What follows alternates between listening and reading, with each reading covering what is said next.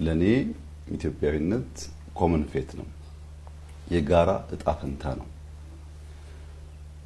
እንደ ግለሰብ ሳይሆን እንደ ህዝብ የምንደርስበትን ማንኛውም ትልሞቻችን ልናሳካ የምንችለው በዚህ ግራንድ ማንነት ውስጥ እንደሆነ ነው የማምነው። ኢትዮጵያዊነት ሲባል ብሔራዊ ጥቅም፣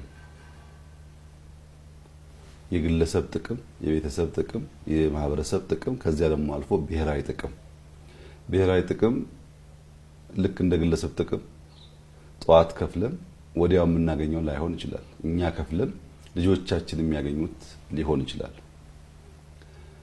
አሰባሳቢ ትርክት እኛ ሲፈጥረን ባለብዙ መልክ፣ ባለብዙ ቋንቋ፣ ባለብዙ ባህል ስለሆን እነዚያ የሚለያዩ ማንነቶች ዋናው ማንነት እንዳይሸረሽሩት የሚሰበስበን እንደ ቤተሰብ እንድንታይ የሚያደርገን ትርክት ያስፈልጋል። ከዚያም ባሻገር ያ ብሔራዊ ጥቅም ያልነውን ነገር ሊያሳካ ሊያበለጽግ የሚችል ትውልድ መስራት ይጠይቃል።